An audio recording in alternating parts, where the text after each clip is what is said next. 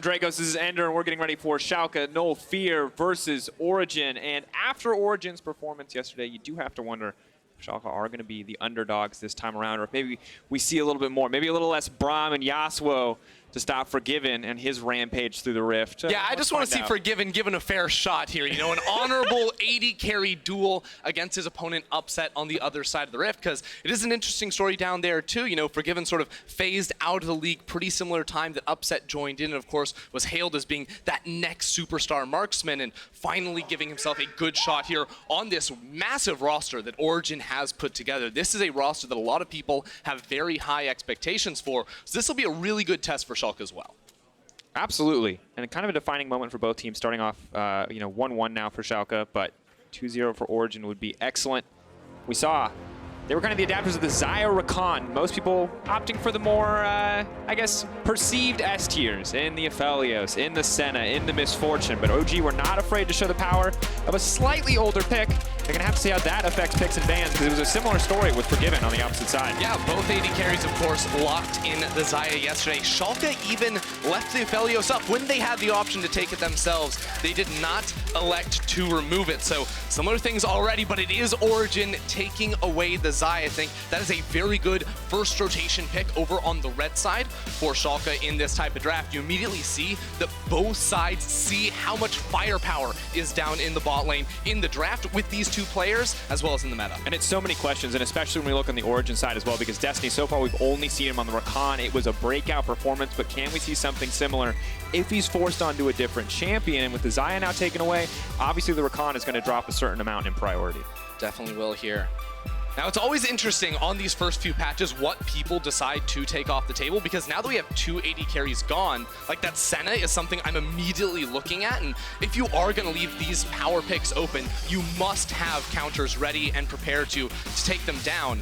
It will be Xerxe on this Gragas. This is a pick he took yesterday as well. Xerxe has always been one of these junglers that's less about just, putting, the pedal to the metal in the early game and looking for heavy early game ganks. It was actually something I was maybe curious about, how he adapted to the new jungle patch, and very much yesterday it was all about farming heavy and tracking the enemy jungler as opposed to getting off and making ganks happen himself. And interesting now, because we see the response from Schalke, but as there is no AD carry locked in on the opposite side, it feels like they don't see any reason to lock in one of their own, so instead they're going to get Braum, their priority support, as well as the Elise as an answer to the Gragas. Huge shift from what we saw yesterday, where it felt like early pick AD carries were everything. Yeah, we definitely want to see Gilius attack in the early game against this Gragas, but as you mentioned, the Braum 2, very good counter. You can sort of block any sort of Gragas cask coming through. Now, this will mean that Origen can take strong counter picks themselves, because we saw in yesterday's game against Fnatic, where there was, of course, that Braum in the game. Origen decided, hey, we're going to take the Gangplank. We're going to take these long-range engaged champions that you cannot block even with that Unbreakable, and could see Alphari return to that too if it's not banned away by Schalke. But it'll be interesting to see now if Schalke are just going to go straight into the Misfortune with the Braum on their side. Obviously limits a lot of the counter options available to kind of stop the bullet time from wreaking havoc on the back line of the enemy team. But with Nautilus and Senna, that's just such a powerful bot lane. There's so much kill pressure. Nautilus ult going to guarantee a clean fall from Senna, and that's more than enough to take out just about any champion. But when it comes to early firepower, Varus would be a solid choice. We're going to have to see where Forgiven wants to go. It will be the Varus in the end. Okay, nice to see him again on one of these high DPS marksmen in the bottom lane. Not the lethality users that we've seen maybe a Misfortune go for in the past with a Senna nowadays, but instead just high DPS and more pick potential next to this Elise. Now, one thing that I think Schalke should be looking for as they, look forward in their draft is dive options against the Senna. Because Senna amasses such an incredible amount of range over the game, collecting those souls throughout the match, you need to be able to close the gap against her. And right now, you have a Varus and a Braum that mainly want to kite back in fights. Elise, even though she has a lot of damage, can't really dive in the full 5v5s. So that's where you need a pick like a LeBlanc, perhaps, to get into the enemy backlines, or a strong top lane flanker to be able to get around and give Upset hell. And very nice that Schalke have the luxury of red side, so they will be able to counterpick mid lane as well, which opens up a lot of those picks, a lot of those options to have those favorable lane matchups. With the Pantheon banned away, first time we saw it was in the previous game in the hands of Mickey. Felt solid, felt like a pretty good pick overall. But the Yasuo, I like that Schalke have taken away both of the wall options in the game. They got the Braum themselves, taken away the Yasuo. They say, hey, Alphari, we love what you did on that GP yesterday. Never again. Ban that one too. Yep, make sure that there isn't that, flank option, with that long-range engage that can't be blocked by the Braum wall like we talked about earlier. Now, what I am looking at for them is maybe a flexible solo lane pick here. The Mordekaiser, of course, hasn't been banned away so far in this draft. Could be something they look for, but when you see a Varus and an Elise, that's a lot of magic damage already. Varus getting a ton, especially when he goes for the on-hit build, which of course is the most prevalent one in this day and age. So they probably need more physical damage either from Abbedagge or Odo. I do like Origen's final ban here, taking the Ornn away, seeing that the enemy team has the Braum, the Yasuo banned as well. So options to stop the Call of the Forge God off the table means they don't want to deal with one of the kind of the easiest, safest blind pick top laners. Instead, we're going to get the Odoamne Renekton. Now, this champion, much less oppressive since the removal of Spear of Trojan, thank God, but not sure what to think of it in the current meta. Have you ever heard of Elise plus Renekton tower dives in the early game, Dracos? Oh, wow, I'm I think one or two people have said that over the course of League of Legends history, but this is a situation where Alphari has to say, am I playing weak side of the map? This is something he was known for so long. And against the Gnar, can bully out the Renekton with a ranged advantage, but in the 2v2, this is definitely in the favor of Schalke. Yeah, very difficult, I imagine. If that Renekton ever gets on top of the Gnar in mini form, nigh impossible to come out on top in the 1v1, but Alphari had a fantastic performance yesterday, and we'll see if it's going to work. But that is a lock-in on the LeBlanc. You can see it on your screen now, but you can't see it on the bar below. Destiny has locked in the LeBlanc for Nukeduck. He's looking for the run back after his performance yesterday. Won't have the luxury of the counter pick, but obviously very successful on that champion and wants to repeat it. LeBlanc's just so tricky. She can go invisible in game. She can do it in Champ Select too. I've seen a couple, mimics throughout the last couple Champ Selects over the last 2 days. I like this. This is a great way to explain technical difficulty. See, there it is. Oh. It's a Nico. There's two Nautilus. The Nautilus in the mid lane is a LeBlanc. You can trust, if you're in this audience, trust the pictures behind the players. We'll get that figured out in the future. But it is the Rise now picked up for Abbedagge. And okay, look, we've talked a lot about Abbedagge, and I want to hit him more because we said his biggest enemy was, mid lane tier 1 tower. Dived a lot. Yesterday, he popped off. Oh yeah, such a fantastic individual performance up against Mickey in the mid lane. Want to see if he can repeat it against Nukeduck, which I think might just be a little bit harder in this game. Yeah, this is a game where there's a lot of faith being put in Abbedagge, similar to the Cassiopeia Rise, very high DPS mage in the middle lane. There is option, with the Elise to look for skirmishes around this middle lane, but especially the later on we get into the match, we know that Rise wants to leave that mid lane, look to use the Realm Warp into side lanes. Paired up next to an Elise, there's very strong turret diving potential, and I remain concerned about Alphari in the top lane on this Gnar, whether or not he can withstand the brute force of Schalke. How much are they willing to put on the top side? It's been clearly telegraphed with that Elise, but the mind games begin now as we load into our game. Are they going to go for the standard, the Renekton Elise tower dive, or will we see them mix it up and use those, kind of premonitions against the side of Origen? We're going to have to find out as we gear up for Schalke versus Origen in our third match of the day.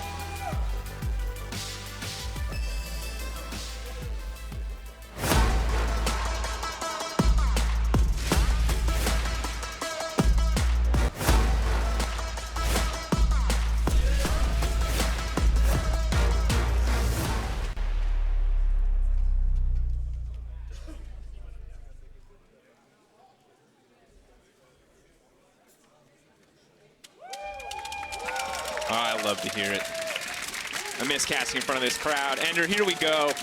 OG versus Schalke, plus a car on your screen. Obviously, both for MVP at LOL Esports. That one, I hadn't seen that one yet. That one caught me off guard. All right, here we go. There's a Braum. We could talk about level 1s. We could talk about mid lane. We could talk about how you talked about diving a lot early, roaming a lot early. Where's your heart at, Ender? All right, so I want to track these junglers in the early game. Surprise, surprise, Dracos. I'm talking about the junglers. I know. It's crazy. But here's the thing, right? Xerxe loves to track junglers in the early game, right? So you expect Elise wants to finish on the top side of the map, which is why things are getting interesting, because with a Braum on your side of Schalke, you do have level 1 invade potential. That is why I was getting a little bit worried with him positioning up towards the top side. So my anticipation is that Gilius starts blue side, ends up towards his red buff, and that Gilius wants to mirror that. So start on the bottom side himself too, so he can be top side when Odo is looking to potentially stack a wave up against Alphari to look for a dive. A lot of aggressive trading there in the mid lane, of course. Feels like Abbedagge maybe not coming out on top, has the phase rush as opposed to the electrocute of Nukeduck, so not quite as much early damage, but both players clearly keen to get the laning phase kicked off. Minions weren't really even there by the time they started trading. And now we do have the leash. No leash actually for Gilius, as Forgiven and Dreams are just going to go straight for the lane priority. Want to limit a little bit of what Upset and Destiny can do in this bottom lane. Yeah, so at the same time, Gilius going to be hiding his start right now. Of course, you can anticipate. I think Xerxe should expect him to be down here on this blue buff, which is why Xerxe skipping his Krugs entirely at the start of this one. This is something that you would have never seen him do in 2019, but he wants to make sure he can be over towards the top side of the map, probably Wolves plus blue buff, to hit level 3 and then defend against Gilius. And Ender, I love what I'm seeing. Nukeduck and Abbedagge trading to 50% health before Abbedagge even hits level 2. It's a similar story on top side between Alphari and Odoamne. And this is what you want to see, because yesterday when Origen played, it was slow, it was controlled, it was kind of calculated. Fnatic were really the aggressor, but it seems like today both teams are willing to get things kicked off. I like it when people fight.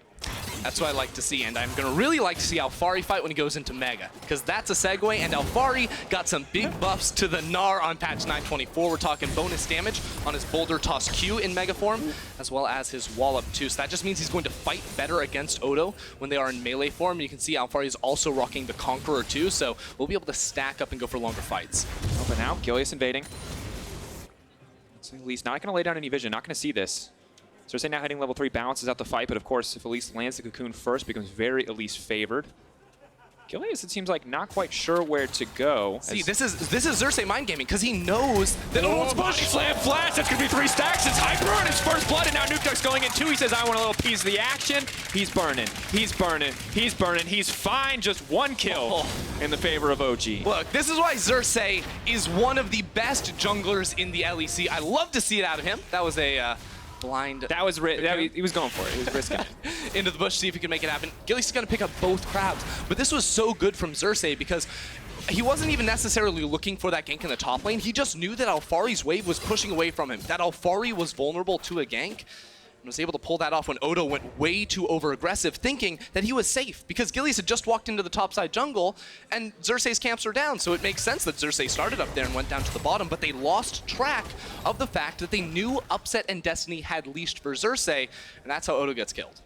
And I love it because the thing we talked about is where's Elise going to die? Which lane is Elise going to shut down? And already 2 lanes with massive advantages in the favor of OG, and those options, those windows of opportunity are going to start to feel less and less frequent for Gilius and the side of Schalke. So really just fantastic start. 500 gold really does not show how much of an advantage this is for Origen.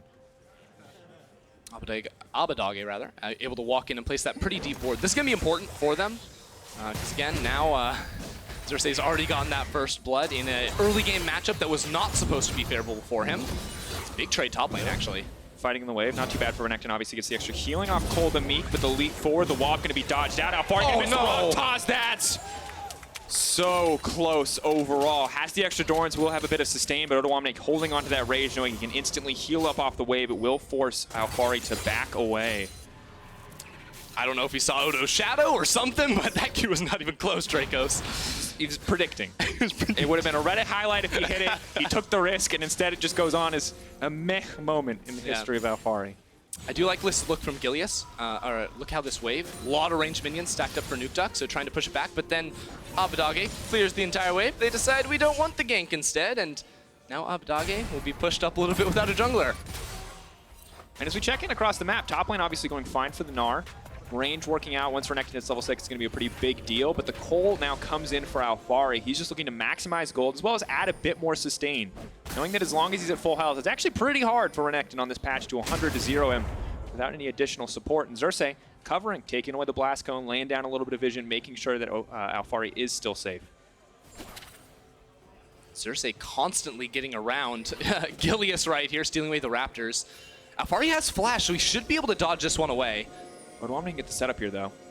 Alphari, he can bounce across minions. He's going to double bounce. Gilius going to come out. Cocoon will connect. Odoamne double dash through. The stun follow-up is there, but the flash away will take Alphari to safety. Going up, coming down. Xerxe with the Predator active. is going to go for Gilius now, knowing that he's already used the repel. Gilius now in trouble. The auto's coming through. Boomerang! It goes just short, and now Odoamne is in the thick of things, but the Mega Nari is coming in. They have to be careful. Dreams is on the way. The Q flash forward. Xerxe is going to go down here. Alphari, he doesn't want to turn. He doesn't want to risk it. Dreams stepping forward. Concussive blows are not going to get proc, but that was an excellent roam from the Schalke support. That roam from Dreams, he just walks the entire way. How did he hit that? Right through the minion wave, but no, still Nukeduck not going to connect on the snare, but action after action here in the midst of OG versus Schalke. It is just not slowing down at all, Nukeduck! That's an ignite. I don't think he's kill. going to get away from this one. There's no Guardian, and there's no more life for Abbedagge. Nukeduck out for blood right here. That's the second time he tries to go for the kill underneath the tower. This time the ignite is able to burn him down. And now Forgiven stuck in the bot lane without his support. He can't even farm the wave. And now we take a look back at this one, and you respect the effort here. They get the flash. It looks like it's starting so well, but here comes Xerxe. Yeah, Xerxe comes around, and this is good, right? Because as you said, Repel is down for Gilius, but Gilius still has flash, and then it is Odo. Body blocks the Q, so it doesn't actually hit Gilius. Would have certainly been the kill. And if you were tracking Dreams that entire fight, he started off looking like he was wanting to roam towards the mid lane, but the second they see that gank go down and Xerxe look for the flank around, he immediately repassed into topside. Here we go. Oh no, Abbedagge! Oh. It was clean. When I saw it the first time, I thought it was one of those questionable hooks where it looks like a minion stepped out of the way mysteriously at the last second, but no, that was clean right through the minions. Abbedagge thinks he has a support coming, but does not respect the damage and definitely doesn't see he's praying for Guardian. He's like, please, please, yeah. please, please, please, but nope. Already used on the top side of the map. Abbedagge will pick up the blue buff. And the interesting thing is when we talked about this matchup, when we talked about these two teams, of course, everyone was excited for Forgiven versus Upset. And look, if you want to watch them 1v1, you can, because their supports have left and all they're doing is farming bot lane, because the only part of the map that seems to matter for both these lineups is the top side. Well, Xerxe is level 6, so he wants to fight right now, especially if they get their eyes on Gilius that's only level 5. Destiny's here too, and Abbedagge lost his flash in the last trade. This is really good wave manipulation by Nukeduck. You see how he just keeps the minion wave right in front of his tower. There's no chance for Abbedagge, a short-range mage in this rise, to step up and wave clear. He needs time to be able to burst that wave down, so he's just going to end up getting denied a ton. Ooh, but the swap now coming in, and I love this. Forgiven on the top side. This will guarantee the Herald as they have the man advantage here. Really no way to contest Alphari. If he sniffs this one out, we'll be fine, but has to be careful. That's the lockdown. Dreams, they're going to be able to get the follow-up. 2, 3, and 4 on the concussive blows. Mega will not come in time. Alphari trying to bounce to safety, but that's another kill for Schalke. This is an uncharacteristic mistake from Alphari, though. So typically heralded as being a very strong weak side player, but it is once again the roams of Dreams alongside Forgiven who lands that Chains of Corruption, and now it's OG sort of on the back foot. They were pushing first down towards bot side, but Xerxe will come out on top. It wasn't that important. I just wanted to shout Smite Battle. Gilius, for Gilius, it's important, okay? That is a matter of pride. Another Smite to not Gilius. But has the Herald on the top side, a lot of plays going to be dropping down. Gilius stepping away even to make sure the gold doesn't go to him. Abbedagge trying to get some fancy footwork. That's the face rush. The side steps. It's looking clean. The Realm Warp, what CC does he have left? But Abbedagge now has to run for the hills. But here comes Dreams. They can't commit. Gilius coming down as well, and Abbedagge will live to see another day. Some fancy footwork from the Rise on the side of Schalke. Yeah, he was just untouchable right there, and it felt like OG were holding all those spells, playing it really well. You know, Nukeduck was trying to get him to juke in towards Xerxe, but then he just does the loop-de-loop and is completely untouched. That means Schalke also get this tower on top of it, and OG had recalled bot side, so they only pick up 1 turret plate in the process. Well, the overall gold remains pretty similar because of some CS leads, I believe, in the jungle and mid lane especially. That is a little bit of a blow for them for sure. And you can see the gold difference there between the respective top laners, despite, you know, what felt like a very positive start for Alphari. Odoamne is starting to kind of bring it back in. 11 CS advantage from Alphari. And Forgiven's just going to swap again. They just do not want to leave Renekton in this situation. Upset and Destiny going to find out very quickly that there might be a top laner headed their way, but Forgiven is just another jungler at this point in the game. He does not want to sit in the lane and do nothing. This man is trying to find some kills, but he will be spotted on the ward, and now Nukeduck has to run for the hill. Dreams coming in once again. That one was a little wide. We'll call it a miss, but Nukeduck, that was incredible. Leaps forward. Dreams going to get taken down as well, and in an instant, Hope fades away for Schalke. But there's a huge difference right now in how the jungle support coordination is working between these two teams, because I see Dreams doing a lot of good stuff on his own and reacting to plays that Gilius makes. But right there, it is Dreams, a Braum solo ganking in the mid lane while Gilius is in his own jungle. Meanwhile, it is Xerxe and Destiny. Look at them. They're literally hugging each other as they walk around this map. They're inseparable, and that means you're going to win basically any fight you take as that power duo. And it's crazy how now that the supports have been free to roam, how much more action we're seeing. Still, you have the AD carries kind of just farming it out. Haven't, honestly, outside of Forgiven's play on the top side, really been too much a part of the action that we've been seeing. But it is a back and forth game. Nukeduck taking off in the mid lane, but the rest of Schalke is still trading blows across the map. However, you're right, Ender. I think they need to clean up a little bit of this coordination because OG so far has just been moving better. There's also just been these control wards sitting underneath mid lane for the side of OG pretty much the entire game that Schalke have not actually bothered to clear away, which has made it really difficult for Abbedagge to play. Now, as the Dragon gets started up, once again, it's 5 members of OG in the area. Doc gonna be able to grab that one. Nukeduck, of course, on the flank, has to be respected, has the necessary vision to harass here, and Gilius has to be very careful. That is a level 6, no MR Elise. If Repel is down, Gilius gets one shot. Challenging Smite might be the only thing that saves him from this Nukeduck. This LeBlanc, Nukeduck. Same thing, similar, same thing. We'll call it the same thing. But Gilius definitely not feeling too great this game. Just at 12.5 minutes, finished off his jungle item. He's level 6, while the solo laners are level 9. He's 2 levels underneath an AD carry who's usually share lane experience, but this is going to be a game where AD carries are abnormally highly leveled just because their supports have not been near them pretty much at all. Yeah. They've just been gone. Level 8. Obviously, it's gonna add up more as we go further, but slight XP advantage for now. Nukeduck gonna grab a bit of mana there off the Honey Fruit. Cloud Drake for the second spawn, so we'll have a Mountain or an Infernal Rift. Gilius. Here comes Predator.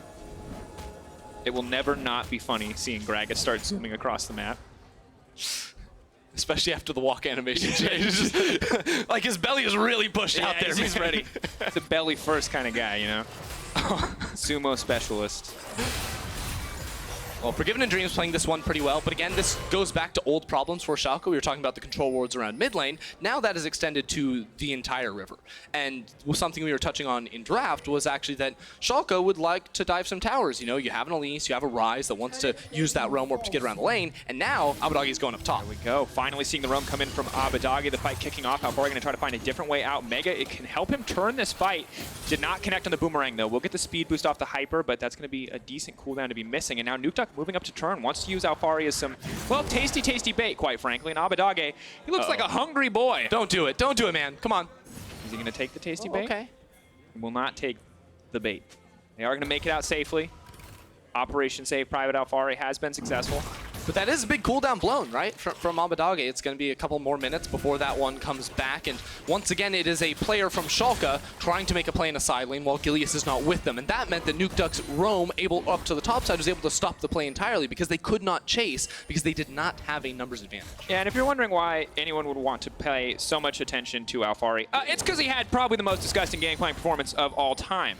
This man was an absolute monster, and while they did take that away, shutting down this guy in the game has to be proven to be quite strong. And on the opposite side, while we did see a very strong lane performance from Odoamne, obviously solo killing expect, building a good CS lead, building a good gold lead for himself, it didn't transition into anything else. So now I've got my eyes on Odo to see what he does as we get later and later into this game, as we get out of this lane phase, and see if he can make this Renekton feel really impactful. Yeah, and that's sort of my concern for it because I was expecting him to already have a lead coming out of this play. And yes, he's put there have been some resources put into him, but it's dead even in CS. They didn't actually make those repeat plays onto the Nard like I was maybe expecting here. And as we know, especially versus champions like a Senna, a Nautilus, tons of CC over on the Origen side, it can be really difficult for Odoamne to have an impact in teamfight just because he gets kited out. So he's going to need to be able to come in on a flank to stop that one.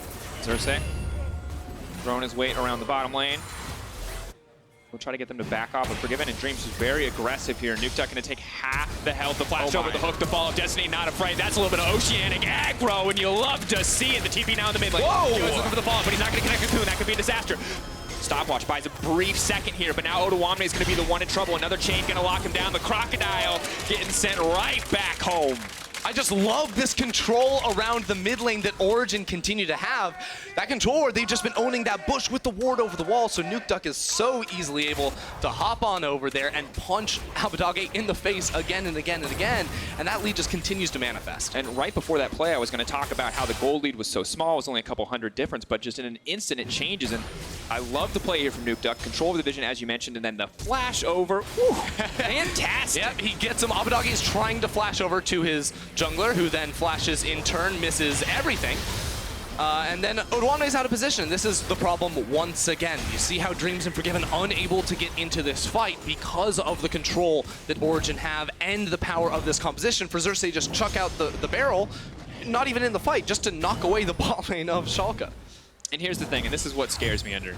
If you're on the side of Schalke, Forgiven, you see the gold earned, Forgiven's where he needs to be. He's the carry, he's stacking up, he's getting ready for these team fights. The problem, my dear friends, is that the Elise and the Renekton, the champions who are supposed to dominate the early game or are supposed to build these leads, are not doing that. And Gilius, as we get later and later, Elise is always going to feel good if she can one-shot a backline member, but Gragas is going to feel good forever because his ult is incredible. Yeah, he's always going to have value, even though he's also building AP. It's just going to be much bigger and much better the later we move into this one. Now, I like this trade coming out from Origen, taking the Rift Herald. As I believe Frost and Quickshot were talking about earlier on in the day, the base stats you get from a dragon just aren't all that powerful. You really do need to wait until you get the Dragon Soul, so taking especially the second Herald, which gives you so much turret-taking power, now Origen's plan is going to be come to mid lane. That's been their plan the entire game, but this time they have an extra friend. After getting the kill, they can drop down the Herald and get the tower, or do it before. Setting up now. Xerxe there to protect. This is kind of a nice three-man core as both of the side laners split out. Nukeduck far enough ahead that he can be the split-pushing LeBlanc even without a TP. Abbedagge has to be careful, has to respect. The snare will not connect from the Senna.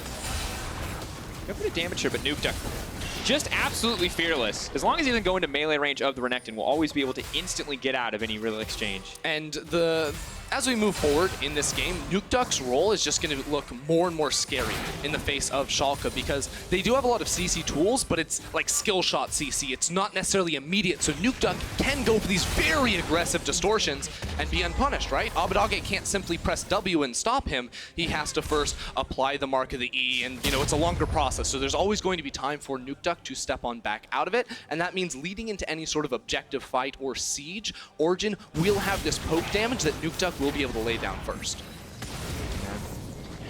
Just keeping my eyes on the members that I think are, you know, best equipped at this point. Abbedagge, a lot of tools on a side lane when you're the Rise. Yes, it's difficult against Nukeduck, but what can he get done? Forgiven. Now ticking over to level 11. Have to check to keep an eye on his itemization. He's got 2 items as well as a stopwatch completed. But the thing is it might be a similar story to yesterday where we saw Reckless be really strong on the Aphelios but not able to get anything done. And I'm wondering if the same thing is going to happen to Forgiven here, where OG just does not give Schalke any fights on their terms because they have the tools to disengage with the Gragas, have the tools to get out with, you know, the LeBlanc as well as the Black Mist coming in from Senna. I think the concern is that there's just a lot of dive, too, on the side of Origen. You know, with the Nautilus hook on forward, he has that through CC where he can just drop that ultimate way into the enemy backline and cause so much disruption. It means that Forgiven is almost always going to be stepping back in fights, and that won't necessarily go well for a Schalke team that decided to draft an Elise, as opposed to maybe a jungler like the Gragas that could have fought better in these team fights. The Elise pick did not pay off in the early game, and that's going to be a big problem for Schalke. And it does start to contextualize why Origen have continuously prioritized a pick like the Gragas in the sea of junglers that are popular right now. Gragas feels like kind of the most good at every stage of the game. Lee Sin strong early, has the kick late game. Elise very strong early, but doesn't transition as well. Jarvan pretty okay everywhere, but just not really as powerful as some of the other picks. Yeah, I think the problem with a Gragas pick, and it's obviously something Xerxe isn't concerned about, is the fact that a lot of these junglers can bully, right? Gragas isn't supposed to win the 2v2s, isn't supposed to win the 1v1s, especially with Predator, because he goes into every fight without a Keystone Rune, right? But the fact was, Xerxe out-mind-gamed Gilius. He knew the path Gilius was going to take. Heck, I was watching the game and I knew what path Gilius was going to take. Xerxe sneaks around him, gets into the top lane, and then he's able to make this gank happen in a situation where I really don't think he should have been. Very true. Yeah, anytime we see Renekton versus Gnar, you kind of expect it to go pretty Renekton favored. Abbedagge will port down to the bottom side and will defend this turret as best he can, but the game pace has slowed a bit. This is something we've seen a decent amount over the games. Mid-game, a little bit more of a lull as you don't have nearly as many hyper-aggressive diving champions. The Sennas and the Varuses of the world, while they do have nice setup, aren't quite as powerful as the Xayah and the Kaisa of worlds. Yeah, I was getting a little worried here for Abbedagge. That bot lane tower really, really alone with a lot of OG members positioned inside of this river. Thought that there may be a dive on the way, but it seems like they want to go back for some items. Some big purchases coming through. Of course, about to finish the Zhonya's on the side of Xerxe. Sad that he didn't get to use the stopwatch. We're happy, depending on how you look at it. Hasn't had a need to quite yet.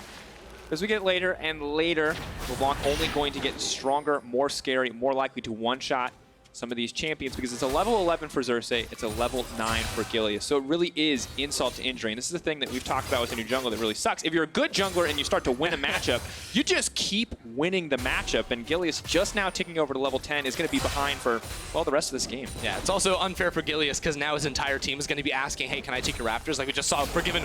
As Gilius starts up the Raptors, Forgiven's like, give me that, and that, and that, and yeah, it all belongs to me. Just firing arrows. That's just what's going to happen. Look, bud, you're a Spider Queen. You're fine. You know, you'll figure it out. Oh, Alphari just gonna jump over that one. Bit anticlimactic in the end, but Gilius wants to continue to chase, and once again, Dreams is here. This is this kind of the teamwork we were talking about, trying to get Dreams and Gilius on the same page, but does not work out this time around. Will force the flash. Yeah, so I understand this move from Schalke because Origen very clearly were posturing to get mid control and set up for a dragon in about 5 seconds when it does spawn. Now, though, they're getting inside Schalke's jungle just because they have vision on the enemy team, and Schalke aren't really comfortable to contest this dragon at the moment. They're like, we can go ahead and give that one up, but Abbedagge should not be this far forward. Abbedagge running. Phase Rush not going to do a lot when you're already chained to the LeBlanc, leaping in, leaping out. Upset comes in with the heal. Marked away. Upset, can he finish him off? The auto not going to complete, but there's the boom! You know right where he's going to go. The Realm Warp tells you why not line it up. Railgun kill coming in for Upset. Oh, super nicely played there from Upset just to find that last second snipe. And that should be all the setup that Origen need. Nukeduck went back to base and will be returning to the map, but now he should be able to pick up both that bot lane tower and this neutral objective. Setting up. You can grab their first dragon of the game. Of course, extra resistances will feel nice for a limited number of people on the team, but if they do manage to get the soul and get that shield, it will make things a lot easier against the bursts of the Renekton and the Elise. But honestly, Ender, it's a 3K gold lead. The team that was supposed to kind of, I think, win out on early game on the side of Schalke hasn't been able to do so, and now it feels like Origen's game to lose. If they keep playing slow, if they keep limiting options for Schalke, they are definitely the favorites. Yeah, I certainly agree with that.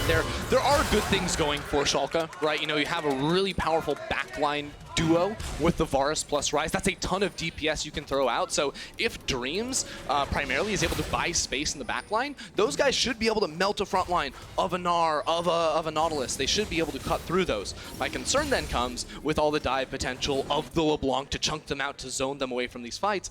And also the fact that this is a mountain map. Right? So now Alphari has more walls that he can throw Schalke into. It's so funny because I was going to talk about how Destiny has more walls to block his hooks and how that was going to be a bad thing. But I think you're right. The Gnar might be more important than the not hook as we get later. Yeah, not just has more options, you know, to jump to. Yeah, he can spider knot his way easier. More escape options if you're looking for the positive. And we look at it, so it's interesting. One of the things that we talk a lot about in the offseason is kind of champions, dealing with new champions, interacting with new champions, because you're more balanced because you've been on the playtest team. So when I'm like, this is OP, you're like, okay, wait, but let's talk about it. Yeah, and I'm very frequently like, this is OP. So Senna, speaking of, interesting champion, but one of the things that I love this game, Ender, is we talked a lot about how, like, when she's winning lane, she stacks up souls, she's so hard to deal with. But the nice thing about Forgiven and Upset being isolated through the entire laning phase was Upset's not doing great in the terms of the soul department. He's doing okay, but by no means is he pulling ahead. He's not getting a ton, and as we know, those souls are huge as you move later and later. Yeah, and you also are going to pick up a whole lot of souls off of neutral objectives, off of jungle camps as well. So Origen, who were primarily controlling Rift Heralds throughout the early game, you know, they took both of those, weren't able to actually give him a couple extra right there. And of course, when you are playing the bot lane Senna, not the support Senna, the ADC Senna, you're going to pick up way fewer souls than if you were on the support option. Destiny waiting in the darkness. Black Mist has been used. Sending the rest of the team on the way in. Just going to heal up, though. Good denial there by Gilius. Lands a cocoon. This is the other nice thing about Origen's comp. They've got a really beefy front line, you know, tons of utility, tons of tankiness. So they can walk face first into the enemy jungle, put down vision for themselves, set up for some of these neutral objectives. I mean, their vision control is just sublime at the moment. Their entire pink ward line is in the river, and then everything past that is going to be regular old vision. And right now it's just Gilius frantically trying to sweep away, deny some of these wards. But frankly, with some of the clever positions Origen have put them in, Schalke just aren't going to spot them. I like that OG are pushing in until Schalke commit enough numbers to kind of force them to back off. Then just then are they willing to pull away. Good patience, good play coming through. Is Upset going to stop his back for the soul? No. No. This man does not care about an additional 1 AD. So much. No. He's 3 away from getting more range. Yeah. Do you have any like insight you want to share with people at home? Since there are many, I imagine most people are seeing the champion banned, but if you're like me, you're trying to abuse it every chance you can. Well, you know, pull it out. The more souls you get, the better. Oh, that's great. Yeah, that's the big one. Talk about how 20 souls is important. All right, so every 20 souls. There you go. That's the one I was trying to set you up for. Souls are important. Thank you, Ender. Thank you. Who would have thought? Upset just picked himself up a soul. When you get 20 of those, you get 25 bonus range. You get some extra crit chance. When you exceed crit chance, turn in some life steal. You're basically a stat master. There you go. The more things you hit, the more stats you get, and then eventually you're a longer range than the enemy tower. And you can hit towers and they can't hit you. Wholesome 2020 gameplay. Yeah, and this is the tough thing here is I really hate always being in a lease when you're behind, and I think it's just so hard because Gilius now he's in this position where he doesn't get to itemize more flat magic penetration. He's optimizing itemizing Rylai's for the slow so he can chase people down a little bit less, more health rather, so he doesn't get burst down, and things are difficult. This is the slow chokeout that we saw against Fnatic yesterday. It feels like Schalke are experiencing the same thing. Now Origen are just waiting for a pick, because eventually, I think, you take the dragon in 50 seconds, then you turn your attention back towards the Baron for the next 5 minutes until it spawns again, and that's when I think you look to start it up, You're very strong at this point to the game. You have the deep vision in the enemy jungle required, and you can turn around and you can find a good team fight. Also, if Origen can secure these very deep wards in the enemy jungle, it means that Alphari has options to find the teleport flanks when he is setting up his rage bar. So that's another thing that Origen are going to be very mindful of as we continue towards the game. Now, here's a pet peeve of mine. I honestly think Gilius should be giving that Raptor Camp Forgiven. I think he just did. He gave the big Raptor Forgiven, so that's a good job. At this point, Elise, pretty useless. I'm going to be honest. Her Cocoon is going to do the same amount of damage regardless of how many minions she has. So this is where Gilius needs to be giving more resources over to Forgiven. This is the man that's going to carry you in the late game team fights. Just, funnel it all in there. I've never heard someone say their Cocoon is going to do the same amount of damage before. It doesn't change. An important fun fact. 0 is 0. No matter how many times you multiply it, increase it, it's still 0. There you go. Another Mountain Drake going to go over to the side of OG. Once again, not the most crucial, but as always, kind of a scaling threat. Both the Soul and the Elder Dragon incredibly important. So OG will take the free objectives, and it's bonus soul time. That's 2 more for the Senna. Past the 40 threshold now, so an extra 50 range for Mr. Upset. Just feels like Upset's playing like one of those cookie clicker games where you just click it and it's like, give me a soul, give me a soul, give me a soul. Everyone else on the map is like, let's fight for vision. Forgiven and Upset are like, ooh, cookie clicker, I unlocked the factories. Those cookies are coming in. It's going to be a great time. And people are like, what's the end game? What's the plan? He's like, I don't know, I'm just clicking. There's got to be a minion clicker equivalent, right? Just you farm minions until you get 4 Don't steal IEs. that idea. That's Riot's idea. No? We're going to use that one. All right, no. that's ours. Maybe not. I get paid for that, right? I'm going to get in so much trouble if there's actually a cookie clicker. They're like, how dare you leave that? No. Well, here we are, Ender. Abbedagge waiting in the darkness. Still has the spell shield. Speaking slowly because we're clearly in a lull state. We have to milk this one for time. So here's the thing, right? In LCK, they call it a lull state. Yeah. But it's not funny at all. Yeah, I was going to say, can we start calling it the Keck W state or something? That's just the strictly superior emote. Not a fan? Why must you embody Twitch chat? Look, I know what they're saying right now. I know what they're saying. See, I played them all. They're sheep. Each and every one of them. They're all doing it. Wake up, sheeple. Ender doesn't have your best interest at heart. I'm just an emote farmer. There you go. Still only a 2K difference. I feel Crazy. like Origen are firmly in control of this game, but it's only 2K. So like a full 5-on-5 team fight could still go either way, depending on the status on the Mega Gnar. Big Mega Gnar ult, obviously a game changer. But you can see setup here. Dreams, not gonna commit to that one. Actually, still some good damage coming from Gilius. Oh no, don't bring back the ward cheers.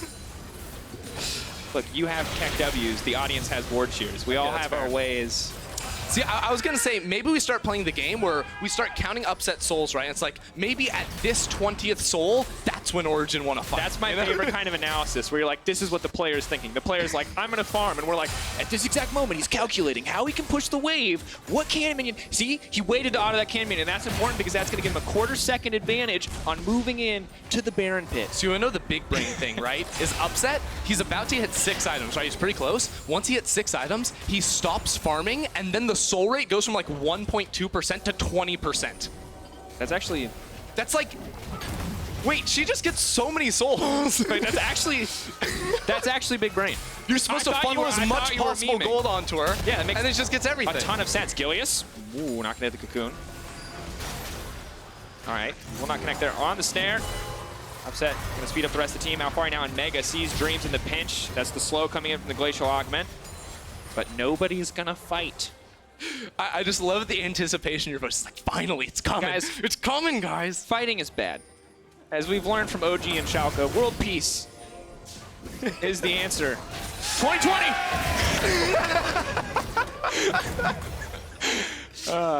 Honestly, this is just... This is what we call AD carry deterrence, right? Both AD carries are so strong, if anyone pushes them, it just explodes. If we go any deeper down this rabbit hole, someone's going to get mad. All right, but I agree. Here we are. Alphari doing a lot of damage with traditional split push Gnar build. If you were absent in the seasons, pretty much 2015 when this was really oppressive, it was so hilariously broken that both those items got nerfed. Kill the ward.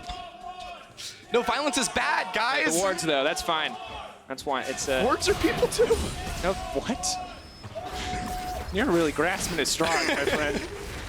Now, coming up, it's Misfits versus Fnatic later in the day. But it might be a while. 33 minutes in. And the thing is, I don't want to talk, like, this is not the wrong way to play the game. That's the important thing to understand. This is kind of just the state the game is in. It's slow and steady. And if you're playing the game and you're the Vigar or the Nasus, or in this case the Senna, and you realize that the enemy team can't end, you're going to play for the long game. If it takes us 70 minutes for Upset to get 200 souls and enough range that he can just auto towers from anywhere, he'll do it. Upset is a try-hard through and through. I literally just witnessed Upset use his Yomu so that he could get to the minion wave faster. That's what I love. He also just hit 60 souls, right? So now it's like 80 souls. That's when Origen want to fight. Yeah, that's a extra 75 range. That's really important. Yep. Okay, and so here's the extra ridiculous thing. If you're taking Dark Harvest and solo queue, I respect you, but Glacial Augment is absolutely nuts. And it's happened. There it is.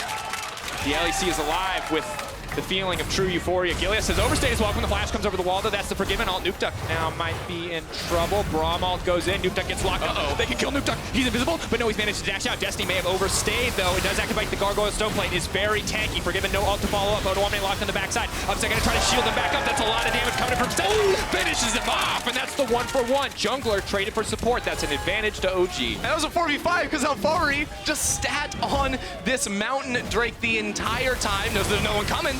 Duck. That's the lockup, the flash body slam, and an instant everything kicks off. Absolute escalation. Forgiven, flashing forward fiercely. He's untouched for now. Forgiven, though, going to get locked up. The inevitable CC is there. He manages to zone you just for a brief second, but trying to find the follow-up kill, he cannot do it. Dreams taken down next. Senna and LeBlanc taking over the fight. Upset was not touched in that fight. So close to the CC going down, but Upset, finally, we waited all game for this, and look at that damage. 9K damage. That is so... I just did the math. Okay. That's more than the entire enemy team combined. Yeah. So Gilius gets sniped out by Upset, so good job by the AD carry, finding the pick right there. Of course, immediately has to flash over this wall, and that's where Schalke say, I guess we're fighting, because Nukeduck is picked off. But they have no vision over this wall. They can't see Upset. Now Upset with this massive range is just hammering Odo, and then snipe Auto. that's 80% of Gilius' HP bar, and it made that sound exactly. Pew, pew. He picks up a couple souls in the middle of the fight. You keep talking on there. There's the rest. You just keep doing it. Pew. And it's one more. So small. And this. So I was actually wondering, Upset could have held his Q right there to heal Xerxe when he popped down out, but then see that? 3 out of the 4 Braum stacks on Upset. Forgiven couldn't finish off the auto attack. Senna just playing right outside of his range. And we've reached the point. 6-item Senna now. It's time to stop farming and pick up every single soul. Okay, let's talk about this. 6-item Senna. We got a 10-stack Medjai's on Nukeduck. There's a spooky ghost on this Gragas because he is no longer a fan of waiting around and farming. They are going to find people. They are going to catch them. OG total control over the top side. Cocoon will connect. Definitely not the ideal target, but Gilius just trying to chip away. Baron has to be the next objective on the table for the OG lineup, but with the power of the Black Mist, they can just run face first in the enemy team, and that is a lot of damage. Dream's ult going to be wasted there as he tries to defend Forgiven. Yeah, so Upset has so many different things going for him right now. I mean, obviously, right? But the rapid fire cannon with the bonus range as well as Youmuu's means he can close the gap. He can auto you pretty much anywhere, and all it takes is one fat crit like that onto Gilius that can then lead to OG turning around and looking towards the Baron. And as I say that, I realize OG are never going to start the Baron because they haven't started the entire game. They know they outscale, and they're just going to wait for Schalke to make a mistake. Black Mist comes in, Alphari not going to connect there, but Dream's now in trouble. He's going to be Braum ball in the wrong way. Upset now, unstoppable. Snare will not connect. Can we get a soul check? Can we check on the soul? Yep, checking the souls. I think we're probably past 87. 87. That's an extra 100 range. Oh, we got another one. Destiny's going to land that hook. There's no way they can win this fight in the pinch, but maybe Forgiven, maybe enough damage, but Nukeduck on the side is just going to delete Forgiven in an instant. He's railgunned down just like that. Upset. Going to grab another kill. Odoamne can get nothing done. Senna, so oppressive in these fights. The setup is there for Nukeduck, and OG going to take another exchange in their favor as this inhibitor tower is just next on the menu. Look, we've seen it game after game this weekend. Range wins games. OG are just walking at Schalke. Schalke can't hit them back, and they're going down. Forward shutdown onto Abbedagge. Questionable is 05 how he has a shutdown. I guess he's been farming a lot, but it was a close game. OG coming out just a little bit on top in the early game seems to have spelled disaster now as Dreams just desperately tries to clear the creep wave. The spooky ghosts will come in. Upset is going to be able to free fire into the enemy fountain with all this bonus range, and that is going to be a 2-0 start for this OG lineup. They finish off their week 1. And I really feel like this game in particular taught us a lot about Origen, right? We knew this team was going to be good, but this team is cautious. They are by the books as you can get, right? They never even started up the Baron in that game. They just waited for Schalke to miss position and then abused the range and utility advantages in their composition to make it so they never looked like they were going to lose that game. And it really, to me, felt a lot like the only time we saw them, early game was early game. You know, we saw, I think, Xerxe path very, very well, kind of mitigate anything Gilius was trying to do, but as we moved into mid-game, this is where it got interesting because it felt like, you know, they weren't ever going to punch. They were just going to put their face really close and hope that you would go for the swing and then hit you the second you did. They were just waiting for that mistake, waiting for that moment, and that moment came in the mid lane, where Gilius got caught out, could flash over the wall, but the team committed, and because they did so, it just blew the game wide open, gave OG the gold lead, the spooky ghosts, the 10-stack Medjai's, and the 80 souls necessary to take over that game. Yeah, and don't forget, too, that it was the early game from Origen that allowed them to sort of play it easy in the mid game. You know, they built themselves a little bit of a buffer based off of the early play by Xerxe in the top lane. The way Xerxe and Destiny in particular worked together around the mid lane to make Nukeduck pop off, because Nukeduck got super fed very early on, and that made it very difficult for the side of Schalke to really get much done as we went and the turrets fell and the match really went forward. Well, as we look at it, hop onto Twitter, @LEC is the place, our key player of the game. You can choose from Nukeduck, Upset, or Destiny. Xerxe may have brought the early game in, but the rest of those three brought the game home for the side of OG. So, mid laner, bot laner, support, let us know.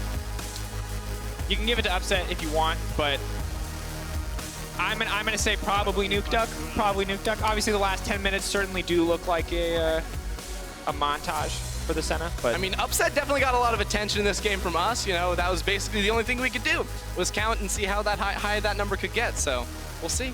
Have to find out. Well, after the break, Destiny is going to be joining us for a closer look at this game, so be sure to stay tuned.